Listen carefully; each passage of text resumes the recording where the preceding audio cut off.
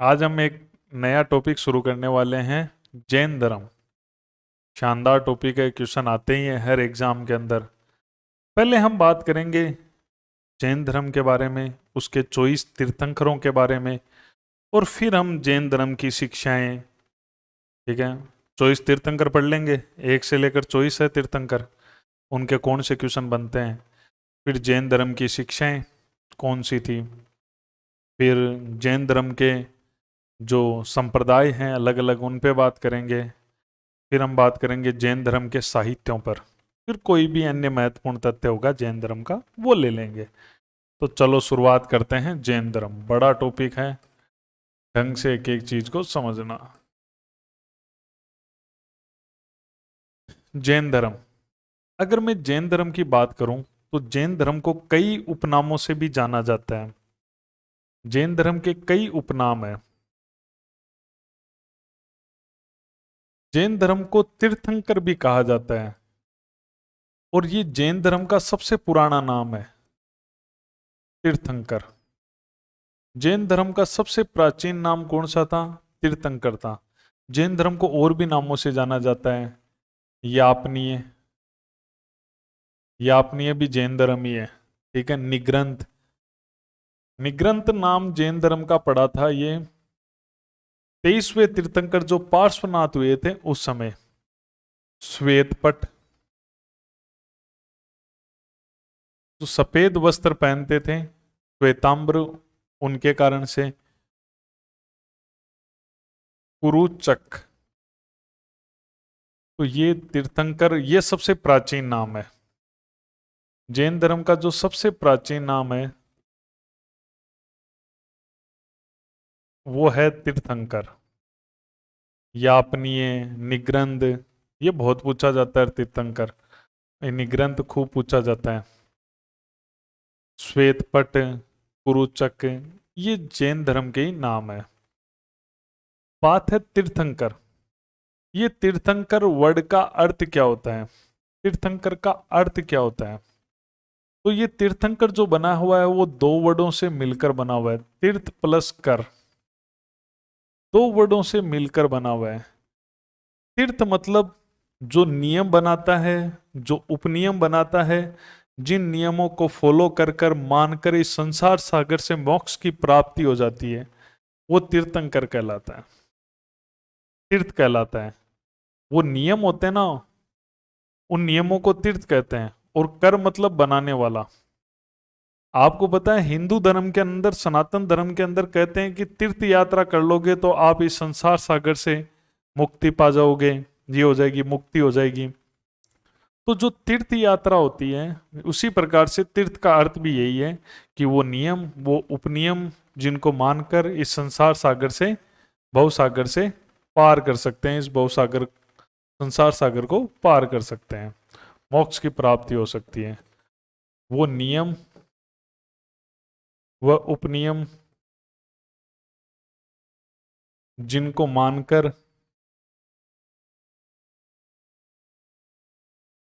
भव सागर, संसार सागर को पार कर सकते हैं, मोक्ष प्राप्त कर सकते हैं, उन्हें तो तीर्थ कहा जाता है। और उनको बनाने वाले, कर मतलब बनाने वाले, तो तीर्थंकर समझ गए आप। जैन धर्म में तीर्थंकर का अर्थ हुआ कि जो ऐसे नियमों, ऐसे उपनियमों को बनाता है जिनको मानकर संसार सागर से पार कर सकते हैं, ऐसे लोग तीर्थंकर हुए। और जैन धर्म में इनकी संख्या 24 है। कितनी है? 24 है। अगर मैं बात करूं कि जैन धर्म की जो उत्पत्ति हुई है, जैन शब्द की जो उत्पत्ति हुई है, जैन धर्म की जो उत्पत्ति हुई है वो जीन शब्द से हुई है। कौन से वर्ड से हुई है? जीन। जैन धर्म की उत्पत्ति जीन शब्द से हुई है, और जीन का अर्थ होता है विजेता।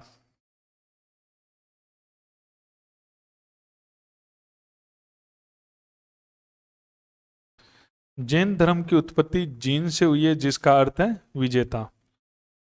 जैन धर्म में जो जीन, विजेता, जिसने अपनी इंद्रियों को जीत लिया हो, जीन, जीन ही शब्द धीरे धीरे जैन बन गया।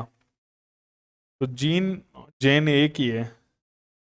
कुल तीर्थंकर हुए हैं जैन धर्म के अंदर जिन्होंने ऐसे नियम उपनियम दिए हैं जो हमें संसार सागर से पार करा सकते हैं, 24 तीर्थंकर हुए हैं। वेरी इंपॉर्टेंट बात है। जिसमें से जो 24 में से जो 22 तीर्थंकर है, 24 में से जो 22 तीर्थंकर है वो इक्ष्वाकु वंश के हैं। इक्ष्वाकु वंशी हैं। श्री रामचंद्र जी जिस वंश में थे, इक्ष्वाकु वंश, अयोध्या में जो वंश था, इक्ष्वाकु वंश के 22 तीर्थंकर हुए हैं। केवल जो 20वें तीर्थंकर है, 20वें तीर्थंकर, 20वें तीर्थंकर कौन है? और एक 22वें तीर्थंकर, 22वें तीर्थंकर, 20वें व 22वें, 22 नहीं 22वें नंबर के, ठीक है। 22वें तीर्थंकर जो है,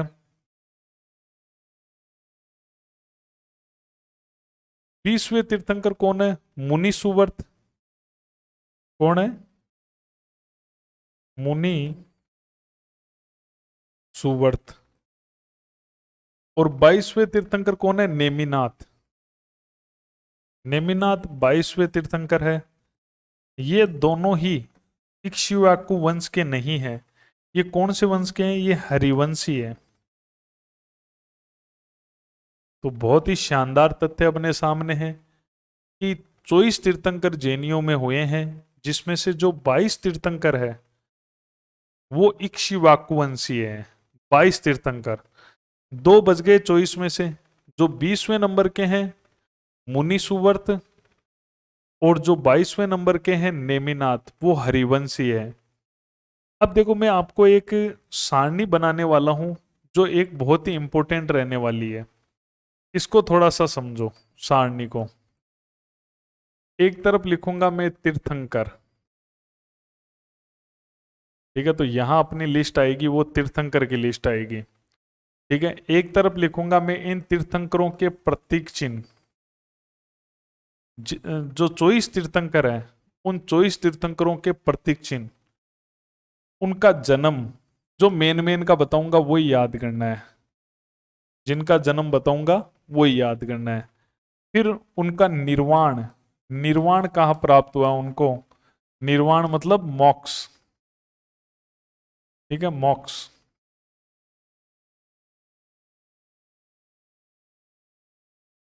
निर्वाण मतलब मोक्ष।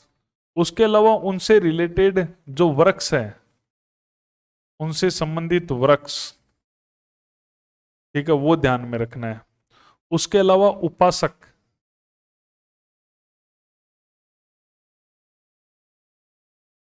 उपासक, ठीक है। और यक्षिणी का शासन देवता।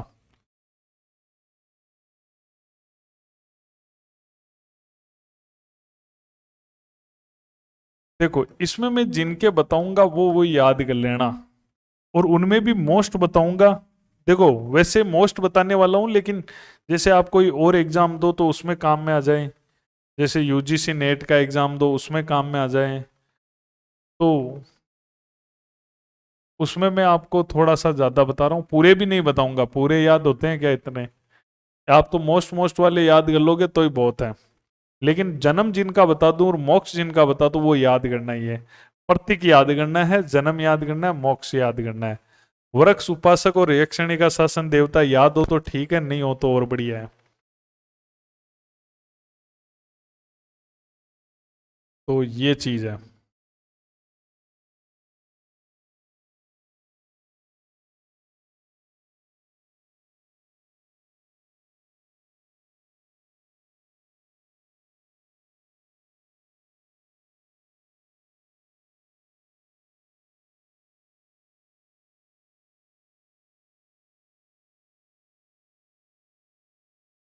ये पूरा पेज को हो जाए तो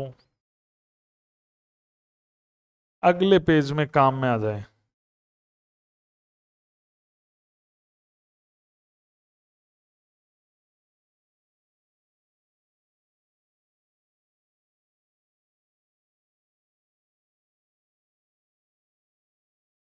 ठीक है। ओ,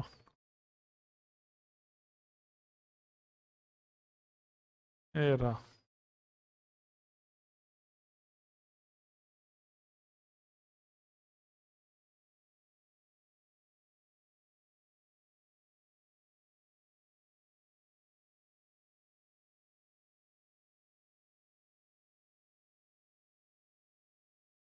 ठीक है।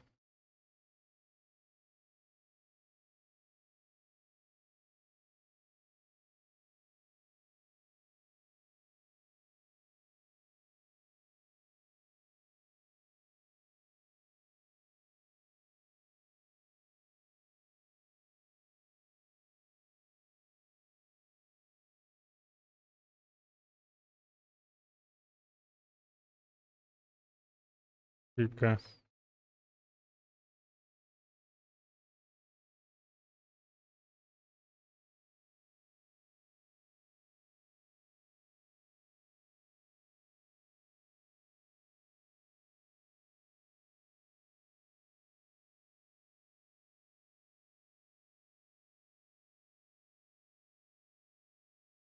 ठीक है।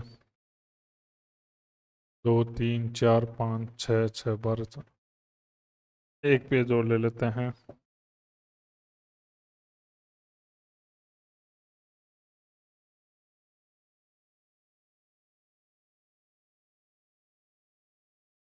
हम्म। चलो। ओहो।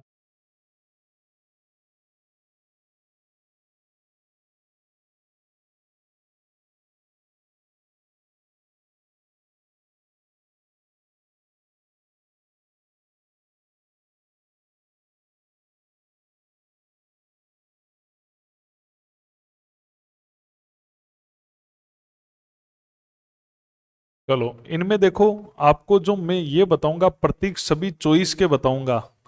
याद रखने हैं, मोस्ट भी बता दूंगा, ऐसी बात नहीं है, 10 12 मोस्ट बता दूंगा। लेकिन ये क्वेश्चन आते ही आते हैं। जन्म 5 6 के जन्म बता दूंगा, 5 6 के निर्माण बता दूंगा, याद करने हैं। वृक्ष उपासक शासन देवता में एक दो मोस्ट लगवा दूंगा मैं। और बताऊंगा भी बहुत कम के, ऐसी बात नहीं है, फिर भी देखो। लेकिन ये तो आपको याद करने ही पड़ेंगे, इनका कोई। देखो, ये पूरे 24 तीर्थंकर याद होने चाहिए आपको।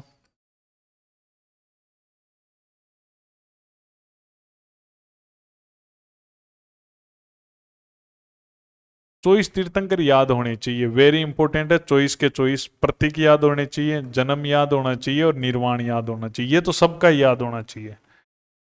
तीर्थंकरों का भी कालक्रम अनुसार सेट करो, ये भी आता है। प्रतीक चिन्ह मिलाओ, ये भी आता है।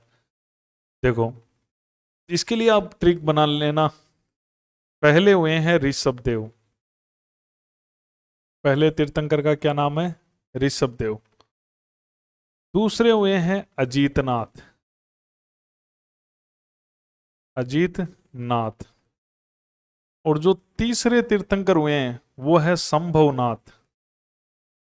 संभवनाथ।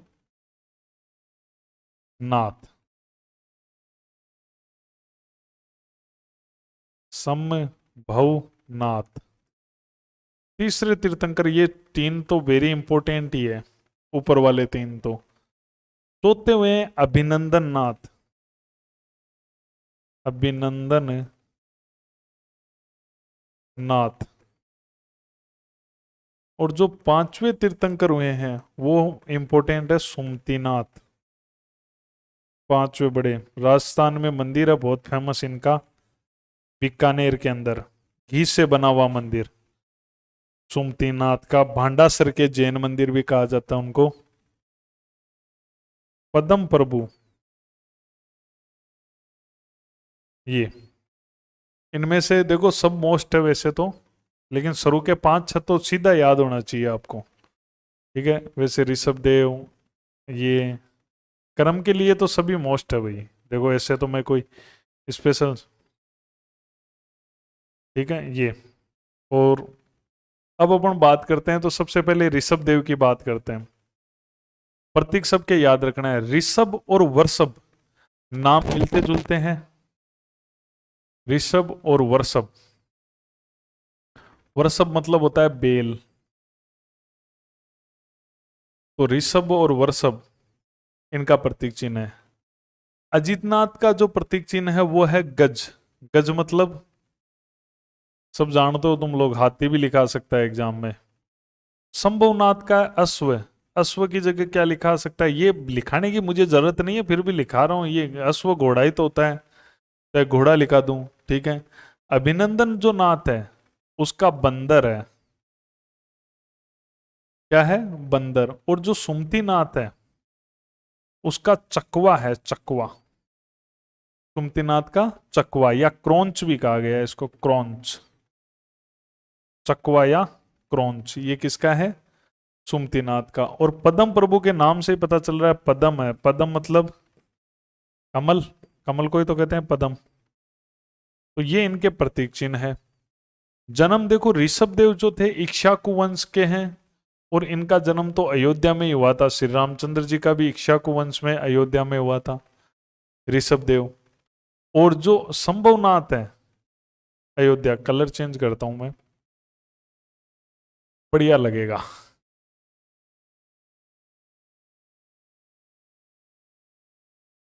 संभवनाथ मोस्ट है प्रतीक, और जन्म में मेन मेन के लगाऊंगा वो पूरे ही मोस्ट है। ऋषभ देव का जन्म अयोध्या में हुआ था,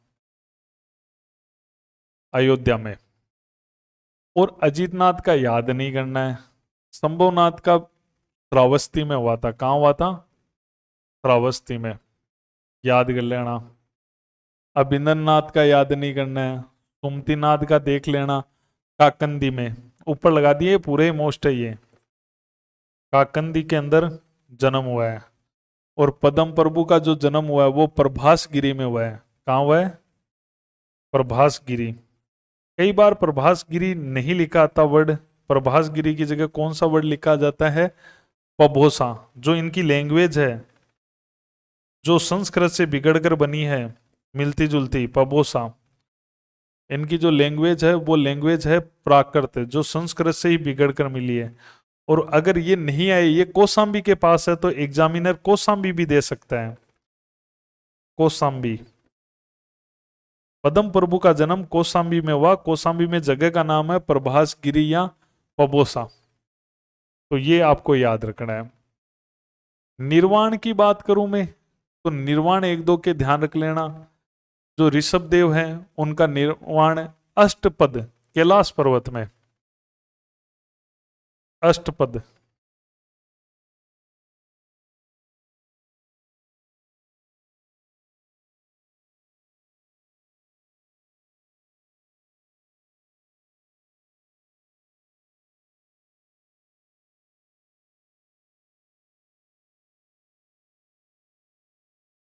ऋषभ देव का तो सबसे, देखो जो पहला होता है वो तो पूरा इंपॉर्टेंट होता है। अष्टपद कहा गया है कैलाश पर्वत को। किसको कहा गया है, कैलाश पर्वत। और जो अजीतनाथ हैं उनको जो निर्वाण मोक्ष मिला था वो सम्मेद पर्वत पर मिला था। सम्मेद पर्वत पर मिला था। तो ये याद रख लेना, बाकी मैं खाली छोड़ रहा हूं, याद नहीं रखने हैं ना ढूंढ के लिखने हैं, ठीक है। मोस्ट मोस्ट बता रहा हूं इनमें।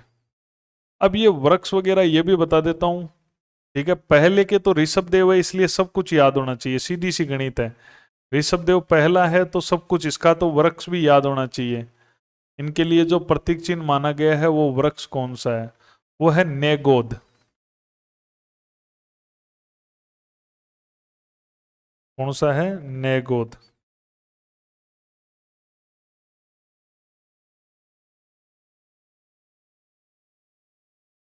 नेगोद। दूसरा रंग लेते हैं। ले, या यही चलने दो, नेगोद। नेगोद जो वृक्ष है वो इनका पवित्र है। अजीतनाथ है उसका जो है वो है सप्तवर्ण, सप्तवर्ण इसका है। और संभवनाथ है उसका साल है, संभवनाथ का साल वृक्ष है वो पवित्र है। और जो पद्म प्रभु है इनका एक बार देख लेना, पद्म प्रभु का वैसे एग्जाम की दृष्टि से कुछ ही नहीं है ये, अगर ये क्वेश्चन आते हैं तो नेट में आता है। प्रियंशु, ठीक है। इसमें तुम पहला सबसे इंपॉर्टेंट मान के चलना है इनके अंदर। तो पहला कोई मिलान का क्वेश्चन आ जाए तो पहला और एक दो पता हो तो आप आसानी से एक से भी मिलान हो जाते हैं 90% क्वेश्चन। तो कोई खतरनाक ही एग्जामिनर हो इसमें से दे दे। उपासक देखें, उपासक है इसके अंदर गोमुख,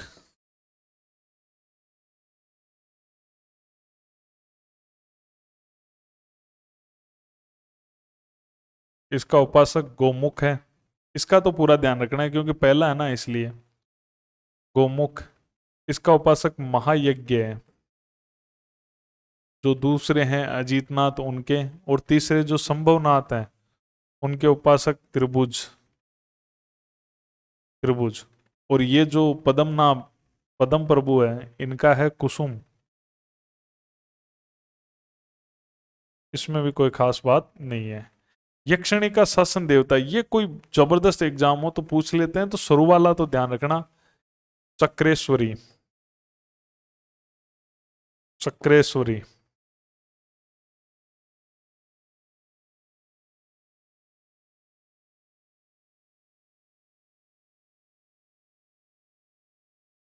यक्षिणी का शासन देवता लिखा सकता है, यक्षिणी का शासन देवता लिखा सकता है। जो अजीतनाथ है उनका है अजीत बाला, अजीत बाला, ठीक है। ये इन महिलाओं से जोड़ा हुआ है ये नाम।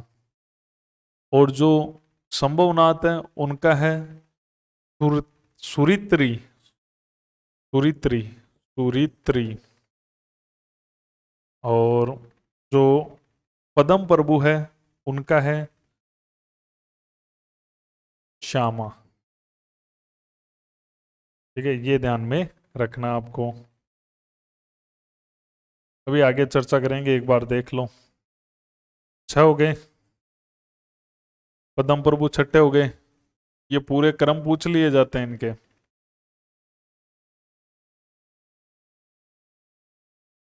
सातवें जो तीर्थंकर हुए हैं वो है सुपार्श्वनाथ। पार्श्वनाथ अलग है और सुपार्श्वनाथ अलग है, ये ध्यान रखना है। पार्श्वनाथ और सुपार्श्वनाथ अलग है। और जो 8वें तीर्थंकर हुए हैं वो है चंद्र प्रभु।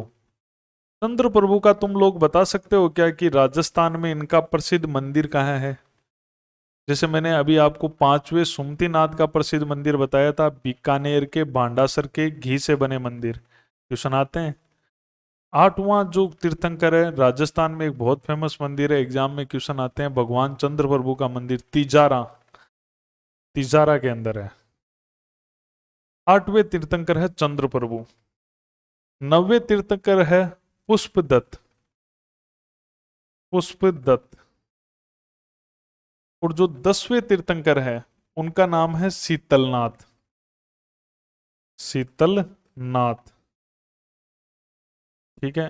और जो 11वें तीर्थंकर है उनका नाम है श्रेयांश नाथ, श्रेयांश नाथ। और जो 12वें तीर्थंकर है इनके, उनका नाम है वासु पूज्य, वासु पूज्य।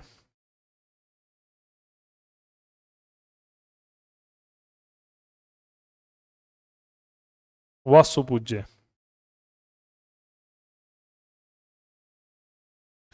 वासु पूज्य है। अब देखो प्रतीक चिन्ह तो सबके ही ध्यान रखना है।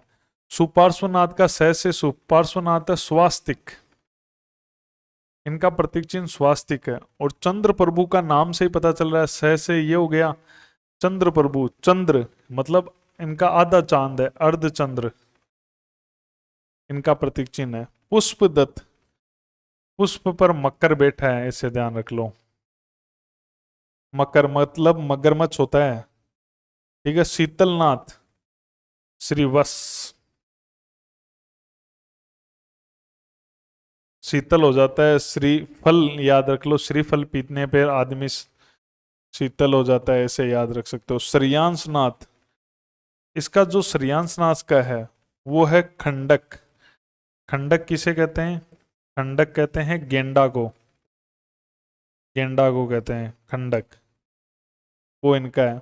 वासु पूज्य, वासु पूज्य का भैंसा है, प्रतीक चिन्ह क्या है, भैंसा। तो ये इनके प्रतीक चिन्ह है। सुपार्श्वनाथ का जो प्रतीक चिन्ह है वो स्वास्तिक है, चंद्र प्रभु का अर्धचंद्र है, पुष्पदत्त का मकर है, शीतलनाथ का श्रीवत्स है, श्रेयांसनाथ का खड़क है, और वासु पूज्य का भैंसा है। अब जन्म स्थान में कुछ के लिखा देता हूं तो वो थोड़े याद रख लेना आप। सुपार्श्वनाथ का जो जन्म स्थान हुआ वो था वाराणसी, वाराणसी में इनका जन्म हुआ, बाकी चलने दो। वासु पूज्य, इनका जन्म स्थान था चंपापुरी, क्या था, चंपापुरी, इनका जन्म स्थान चंपापुरी था। अब बात आती है निर्वाण की, तो निर्वाण देखो, निर्वाण कहाँ हुआ, तो इनका निर्वाण, रहने दो रहने दो रहने दो रहने दो, वासु पूज्य का ध्यान रख लेना, इनका निर्वाण चंपापुरी में ही हुआ था, जन्म भी चंपापुरी में और निर्वाण भी चंपापुरी के अंदर। अब आती है वृक्ष उपासक यक्षिणी देवताओं की बात, इसमें कुछ भी नहीं, इसमें कुछ भी नहीं, कुछ भी नहीं, कुछ भी नहीं, कुछ भी नहीं, कुछ भी नहीं। शीतलनाथ का देख सकते हो, वैसे कोई क्वेश्चन बनने वाला है नहीं, फिर भी कुछ अगर एग्जाम में अपन देखना चाहें तो शीतलनाथ, शीतलनाथ का देख सकते हो। वैसे वृक्ष माली वृक्ष, शीतलनाथ का वृक्ष कौन सा है, माली वृक्ष, शीतलनाथ का माली वृक्ष, और जो श्रेयंसनाथ है उसका तेंदु है। ठीक है, इनमें दिमाग मत लगाने लग जाना, इनको याद करने में बस जी जान झोंक दो, इनको नहीं, इनको याद करना है। ठीक है, इनमें जो मैं मेन मेन बता दूंगा आपको भी रिवीजन में, माली वृक्ष, तेंदु, ठीक है। और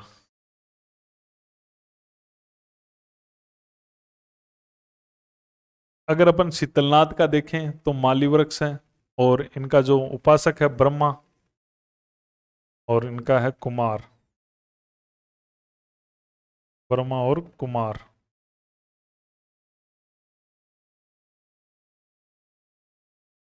और अब अपन देखते हैं यक्षिणी का शासन देवता। ठीक है, तो शीतलनाथ जो है उसका अशोक है,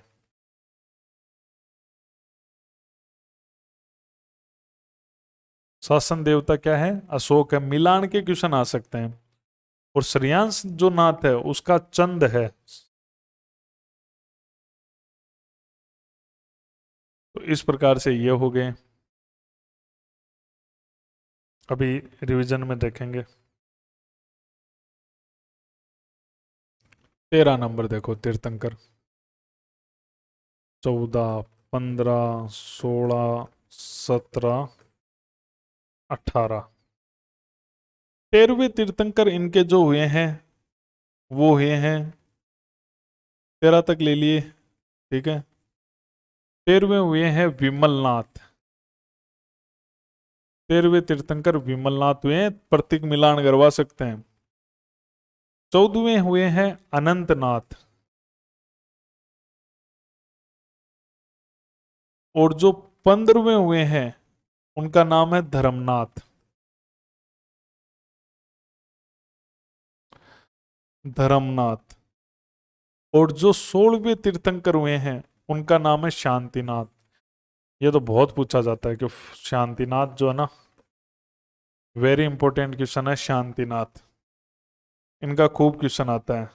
17वें तीर्थंकर है कुंथुनाथ, कुंथुनाथ का मंदिर है अपने राजस्थान में, कोई बताएगा कुंथुनाथ का मंदिर कहाँ है। राजस्थान में जो कुंथुनाथ हुए, 17वें तीर्थंकर हुए कुंथुनाथ, इनका मंदिर महाराणा कुंभा ने बनवाया था। दिलवाड़ा के जैन मंदिर आपने नाम सुने, वहीं बनवाया था महाराणा कुंभा ने कुंथुनाथ का मंदिर, वो थोड़ा सा आप ध्यान में रखोगे, कुंथुनाथ। ठीक है, और 18वें हैं अहरनाथ,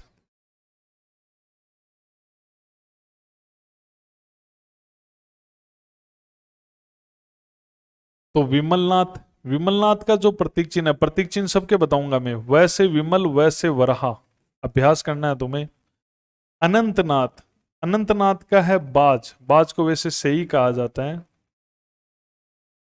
मतलब बाज। और जो धर्मनाथ है उसका है वस्तु।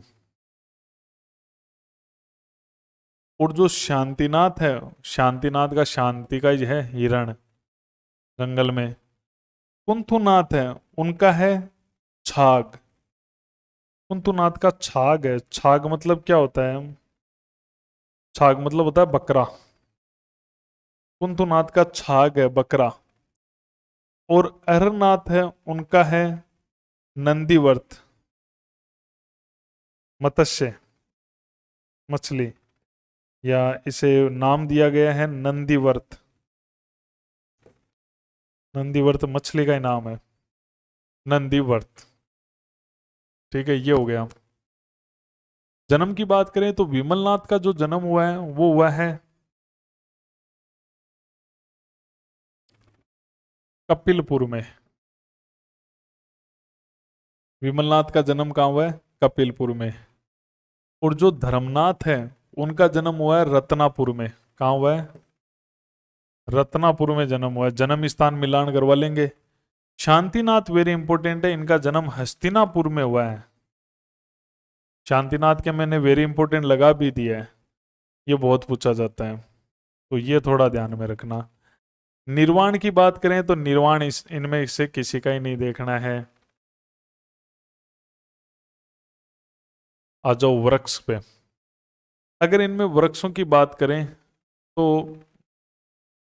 उपासक यक्षिणी विमलनाथ कोई फेमस तो है नहीं, ठीक है।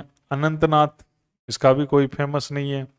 जबरदस्ती अपन को पढ़ने का कोई सेंस नहीं है इनके, लेकिन फेमस नहीं है अपन को। जो अपन फेमस फेमस कर सकते हैं उतने ही कर लें तो ही बहुत है, ठीक है। जो धर्मनाथ है ना, इसका उपासक थोड़ा अच्छा है। इसका जो उपासक है धर्मनाथ का, किन्नर है। उपासक कौन है, किन्नर, ठीक है। और जो कुंथुनाथ है ना, कुंथुनाथ का उपासक है वो गंधर्व है, गंधर्व, जो स्वर्ग में निवास करते हैं। तो ये थोड़ा सा आप ध्यान रख लो, बाकी इनमें कुंथुनाथ का गंधर्व है, ठीक है। अहरनाथ है, इसका वृक्ष ध्यान रख सकते हो क्योंकि वृक्ष इंपोर्टेंट है, आम्र, आम। बाकी कोई क्वेश्चन नहीं याद करने हैं। इसका अहरनाथ का कुछ चीजें क्या है कि कोई जरूरी नहीं इधर से फेमस हो, कोई चीजें इधर भी सुनी हुई हो ना, तो वो भी मैं उस हिसाब से ले रहा हूं, ठीक है। मोस्ट, सुपर मोस्ट और आने की संभावना वाले।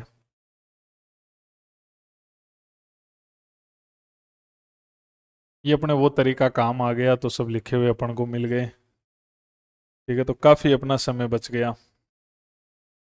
अब अपन लेते हैं इसके अंदर, अपने 18 तीर्थंकर हो गए। 19, अब देखो जो जो अपन नजदीक जाएंगे मोस्ट भी होते जाएंगे। 19वें तीर्थंकर जो मल्लीनाथ है, मल्लीनाथ को महिला भी माना गया है। एक तीर्थंकर जो महिला थी, आपसे पूछ ले तो मल्लीनाथ। इसमें अलग अलग मतभेद है, वो भी अपन चर्चा करेंगे। मल्लीनाथ आगे, ठीक है। तो मल्लीनाथ 19वें तीर्थंकर है। और जो 20वें है वो है मुनि सुवर्त। अभी बताया था ना मैंने, मुनि सुवर्त में क्या बताया था मैंने आपको कि ये इक्ष्वाकु वंश के नहीं है, ये हरिवंशी है, 20वें नंबर वाले। तो ये इक्ष्वाकु वंश के नहीं है। अब देखो ये चार में जो बताऊंगा ना, वो चारों ही इंपॉर्टेंट है, आपको याद रखना है, ठीक है। लास्ट के हो जाएंगे 21, 22, 22, 23, 24 तो पूरा ही रटना ही है भाई, इसमें कोई छूट नहीं है किसी में भी। वृक्ष में, उपासक में, यक्षिणी में, तीनों रटोगे आप, 22, 23, 24।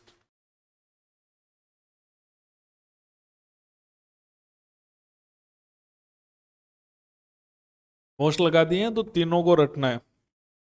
पहले को रटना है, शांतिनाथ को रटना है, बस इतना काम है।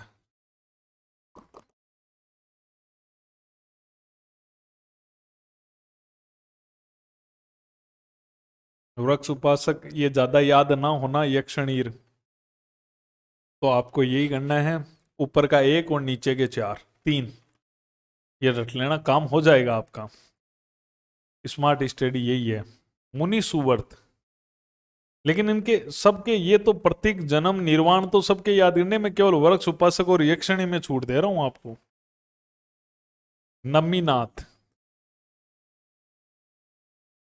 नेमीनाथ, देखो नमीनाथ और नेमीनाथ अलग है, यही कंफ्यूजन हो जाओगे। नमीनाथ और नेमीनाथ, ये जो नेमीनाथ है इसका एक और नाम है अरिस्टिनेमी। क्या नाम है? अरिस्टिनेमी। नेमीनाथ को ही अरिस्टिनेमी कहा जाता है। ये नमीनाथ है, नमी,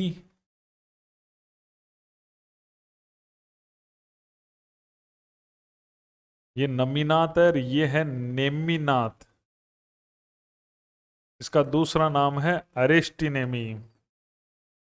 अरिस्टिनेमी,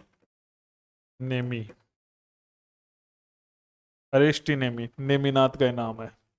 उसके अलावा पार्श्वनाथ, ये तो 23वें तीर्थंकर है जो बहुत फेमस है, ऐतिहासिक पुरुष है ये तो। और महावीर स्वामी, महावीर भी ऐतिहासिक 24वें व अंतिम तीर्थंकर है। तो ये आपको ध्यान में रखना है। अगर अपन देखें महावीर स्वामी है, ठीक है, ये है मल्लीनाथ है, तो इसको थोड़ा सा देख लो। मल्लीनाथ जो है इसका प्रतीक चिन्ह, मल्लीनाथ का प्रतीक चिन्ह कलश है। बहुत पूछा जाता है, प्रतीक चिन्हों में बहुत मिलान के लिए आता है, बहुत मिलान के लिए आता है कलश, ठीक है। तो इसका प्रतीक चिन्ह है कलश। और तो सब याद करने पड़ेंगे। मैं आपको अभी दोबारा समझाते हुए कुछ महत्वपूर्ण बता दूंगा कि वो तो हर समय याद होने चाहिए। मुनि सुवर्त है, उसका है कुर्म। कुर्म किसे कहते हैं? कछुए को। माता यमुना का वाहन है वैसे तो कुर्म। नमीनाथ, नमीनाथ न से नील कमल। नेमिनाथ, ये तीनों तो वेरी इंपॉर्टेंट लगा दिया, इनका तो तीनों का पूरे के पूरे कॉलम रटने। नेमिनाथ का है शंख।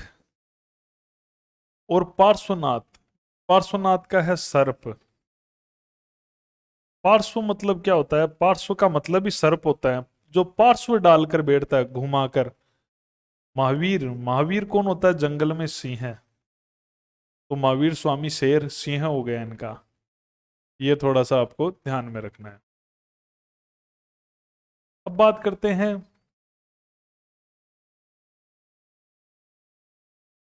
जन्म स्थान की।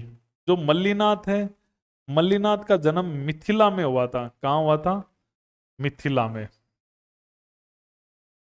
मिथिला में मल्लीनाथ का जन्म हुआ था। उन्हीं सुवर्त की जानकारी नहीं है। नमीनाथ का जन्म भी मिथिला ही माना जाता है, नमीनाथ का भी, ठीक है। और नेमिनाथ का जो माना जाता है वो मथुरा है। इनको तो पूरा ही रट लेना।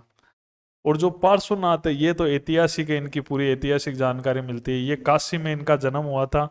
और जो महावीर स्वामी है उनका जन्म कुंड ग्राम वैशाली में हुआ था। पार्श्वनाथ तो काशी के राजा अश्वसेन के लड़के थे, ठीक है। तो ये आपको ध्यान में रखना है। उसके अलावा अगर अपन देखें तो निर्वाण के अंदर देख लेते हैं। तो निर्वाण में आप जो लास्ट के तीन है वो याद रख लेना।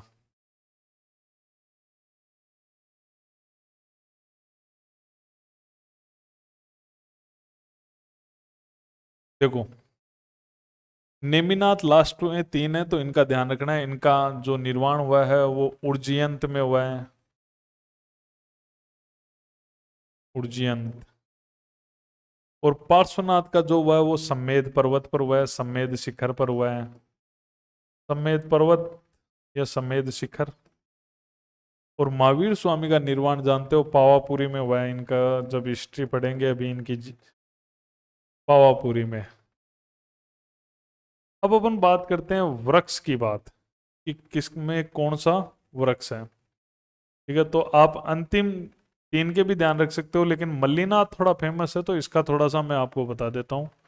मल्लीनाथ का जो वृक्ष है वो है अशोक, और पेड़ अशोक भी फेमस है, इसलिए अपने पास में अशोक अशोक का पेड़ है।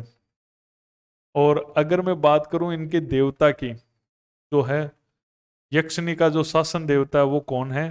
धारण प्रिय है। मल्लीनाथ का याद रख सकते हो, धारण प्रिय मल्लीनाथ का। और उपासक की बात करूं तो मल्लीनाथ का उपासक है कुबेर।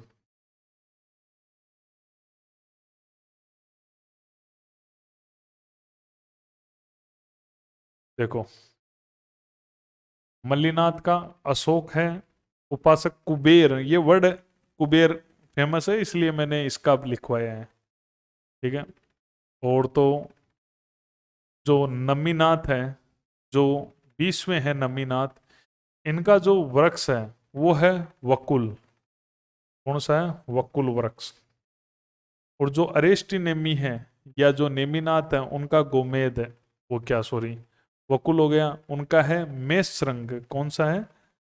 मेषशृंग। ये इनका जो वृक्ष है। और पार्श्वनाथ का है वो है घातकी। और महावीर स्वामी का है साल वृक्ष। इन्होंने ये प्रतीक चिन्ह है इन वृक्षों के नीचे, वृक्षों से जुड़े हुए प्रतीक चिन्ह है, क्योंकि आपको पता है महावीर स्वामी ने साल वृक्ष के नीचे ज्ञान की प्राप्ति हुई थी, इस हिसाब से। और देखो, तो अब अपन बात करते हैं कि नमीनाथ का उपासक, नमीनाथ का उपासक कौन है? तो भरकुटी है उपासक, भरकुटी। और जो मैं बता रहा हूँ, तीन तो याद होने ही होने, ये तीन के वेरी इंपॉर्टेंट लगा दिया है मैंने। ठीक है, तो इसका है गोमेद। और जो पार्श्वनाथ है उनका पार्श्वी है, पार्श्व। और जो महावीर स्वामी है उनका है मातंग, मातंग।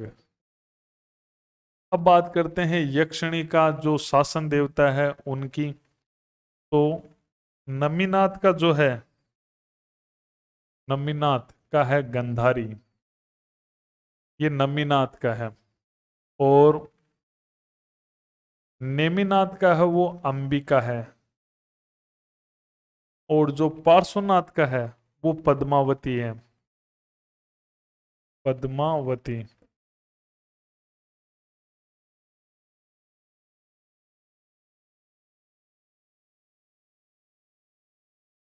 और महावीर स्वामी जो अंतिम है उनका है सिंहायिका, सिंहायिका।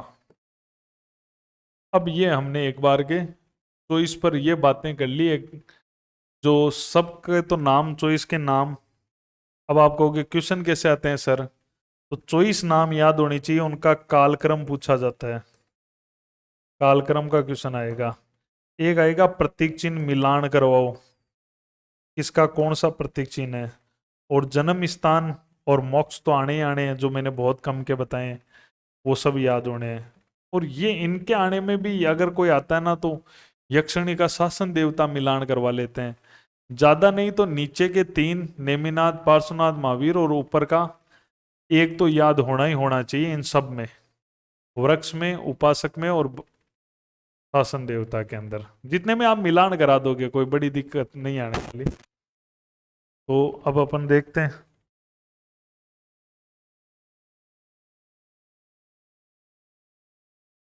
थोड़ा सुपर मोस्ट ही बताएं, मोस्ट में से सुपर मोस्ट बता देता हूं।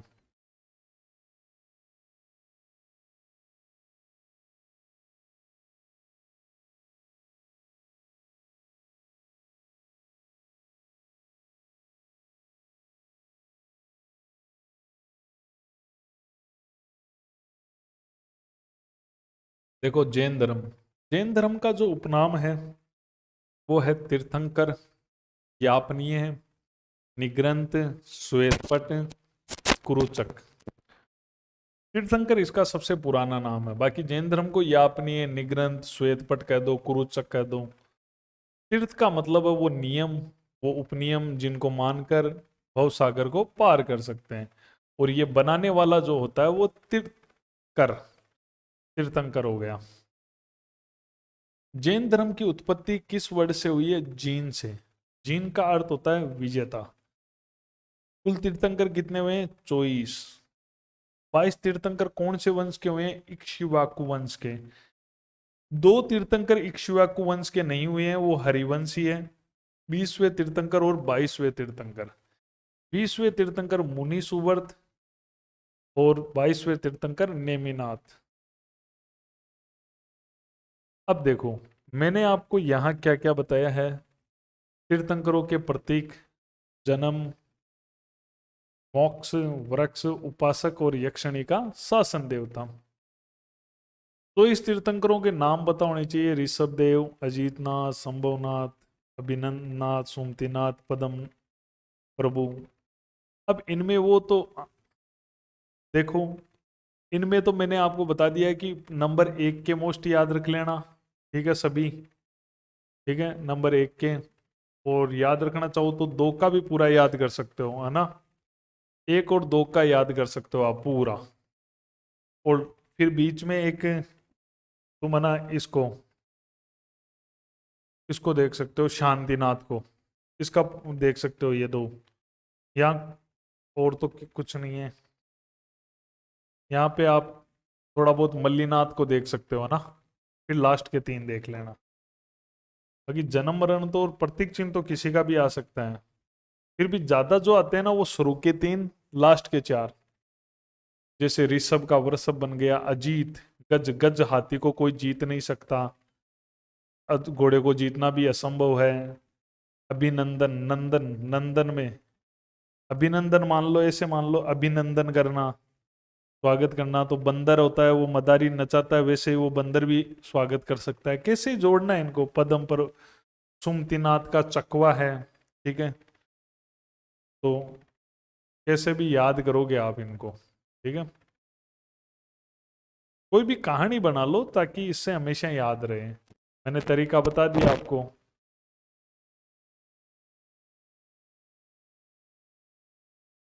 तो इसमें देखें, ऋषभ देव का वर्षभ है, अजीत नाथ का गज है, शंभुनाथ का अश्व है, अभिनंदन कर रहा है बंदर, सुमतिनाथ का चकवा है, पद्म प्रभु का पद्म है, सुपार्श्व का ये स्वास्तिक मिल रहा है बड़े, चंद्र प्रभु का चंद्र मिल रहा है, पुष्प दत्त का मकर, मकर होता है वैसे तो मगरमच्छ को कहते हैं मकर, तो पुष्प दत्त। तो ऐसे याद कैसे भी कोई कहानी बना लो कि कोई कमल का फूल तोड़ने गया, पुष्प तोड़ने गया और मकर आ गया। ऐसे शीतलनाथ का श्री वश से बना लो, श्रीफल खा के शीतल हो गया। श्रेयांश का खंडक गेंडा, ठीक है। वासु पूज्य, भैंसे वाले को सब पूछते हैं, यमराज आता है भैंसे पर। वासु पूज्य कैसे बना लो। विमलनाथ का वैसे वराह बन रहा है। अनंतनाथ, अनंत बाज होता है वो बहुत सही जो होता है वो अनंत दूर तक देख सकता है, बाज की नजर बहुत अनंत होती है। धर्मनाथ का वस्तु, ठीक है, जो धर्म पर चलता है वो वस्तु प्राप्त करता है। शांति, जंगल में सब शांत जानवर हिरण है। कुंथुनाथ का बकरा है। ये कैसे तुम जोड़ लेना जैसे तुम्हें अच्छा लगे। अहरनाथ का मत्स्य है, मछली है, ठीक है। मल्लीनाथ का मोस्ट है भाई, कलश, बहुत पूछा जाता है, मिलान में बहुत आता है। मुंस मुनि सुवर्त का कुर्म है, कछुआ। नमीनाथ का नीलकमल है, इनके तो आते ही हैं, ये 3 तो मोस्ट है ही। नेमिनाथ का शंख है। पार्श्व डाल के सर बैठता है। महावीर, बड़ा वीर है। तो शेर ही होता है, सिंह। ऐसे याद करने हैं आपको। और जन्म स्थान सबके याद करने। ऋषभ देव का अयोध्या में हुआ, जो पहले तीर्थंकर है, ज्यादा पूछा जाता है। पहले और लास्ट के 3 ज्यादा पूछे जाते हैं। संभवनाथ का श्रावस्ती में हुआ, सहसे संभव सहसे श्रावस्ती। सुमतिनाथ का काकंदी में। पदम प्रभु का पैसे पदम प्रभु, पैसे प्रभासगिरी पबोसा, कौसाम्बी के पास, कौसाम्बी भी आ जाता है।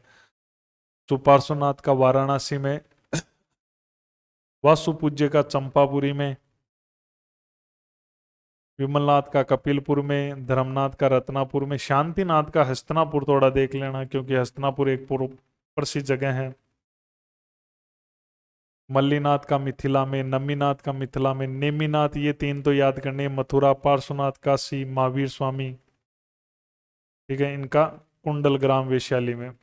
निर्वाण की बात करें, ये तुम एक बार लिखोगे फिर ही देखोगे, पहला दूसरा याद कर लेना, पहला तो याद करना ही है, चाहे दूसरा मत हो। अष्टपद कैलाश पर्वत पर, फिर दूसरा अजीतनाथ का समेत पर्वत।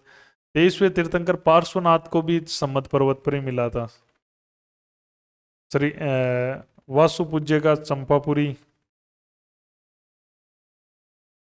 नेमिनाथ का अर्जुयंत, पार्श्वनाथ का सम्मेद पर्वत, महावीर स्वामी का पावापुरी, इनमें 4-5 ही बताएं। इसमें यही करना कि एक तो तुम है ना इनके पहले के याद कर लेना, ये वृक्ष वगैरह। एक तुम्हारे इधर मोस्ट लगा रखे हैं मैंने, आप जैसे ये शांतिनाथ के लगा रखा है, मल्लीनाथ के लगा रखा है, इनका थोड़ा और देख लेना, 3 लास्ट के तो देखने ही है, ठीक है। इस प्रकार से इसको थोड़ा सा याद करने का प्रयास करना। वृक्ष, उपासक और यक्षिणियों को प्रायोरिटी केवल पहले और तीसरे 22, 23, 24 को ही देनी है अभी, फिर बाद में समय हो तो इनको बाकी को भी देख सकते हो, बाकी देखने में दिमाग मत लगाना।